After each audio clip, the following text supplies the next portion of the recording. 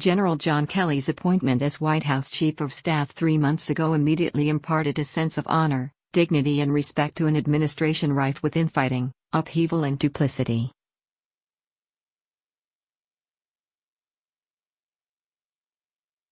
A retired four-star Marine general who oversaw the military's operations in Central America, South America and the Caribbean, Kelly also has undergone the gut-wrenching experience of losing a son in combat.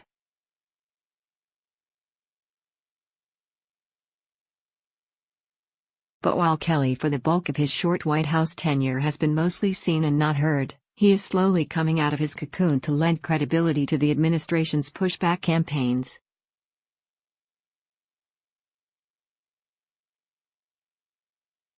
This week, as President Donald Trump tumbled through another controversy over his handling of a condolence call to the mother of a soldier killed in Niger earlier this month, it was Kelly who placed his own sterling reputation on the line to defend his boss.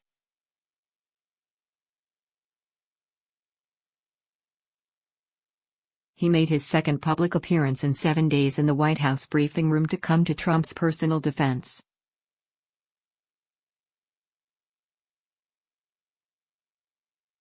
And when evidence emerged that a version of events Kelly relayed amid Trump's spat with Democratic Florida Rep.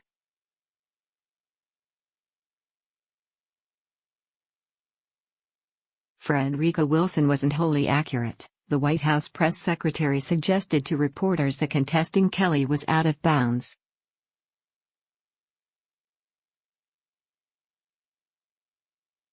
If you want to get into a debate with a four-star Marine general, I think that's something highly inappropriate, Sarah Huckabee Sanders said Friday.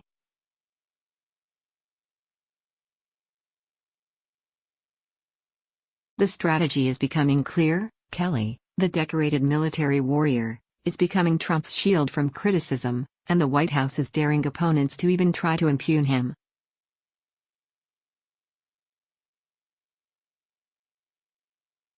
The Wilson episode demonstrates this. In defending Trump against Wilson's critique of how the president addressed the widow of Sergeant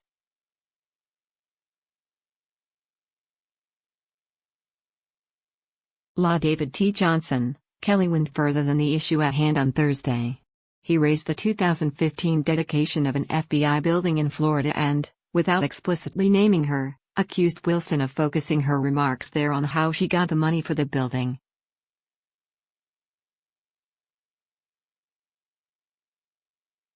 A congresswoman stood up, and in the long tradition of empty barrels making the most noise, stood up there.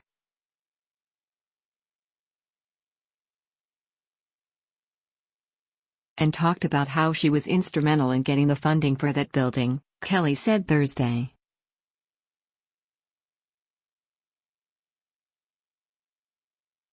A video from the event posted by the Sun-Sentinel appears to back up Wilson's defense that she wasn't even in Congress at the time funding for the building was secured.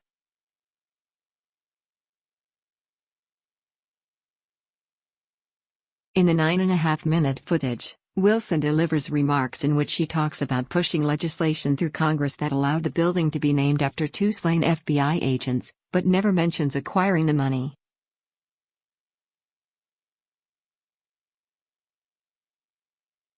In fact, she's seen praising other members of the Florida delegation for helping her move the bill, as well as the bravery of the 2 fallen agents.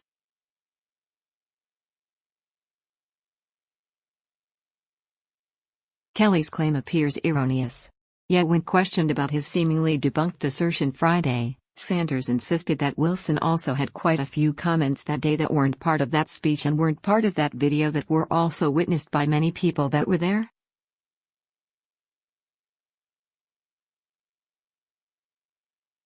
Pressed further, she made the assertion that debating Kelly would be highly inappropriate.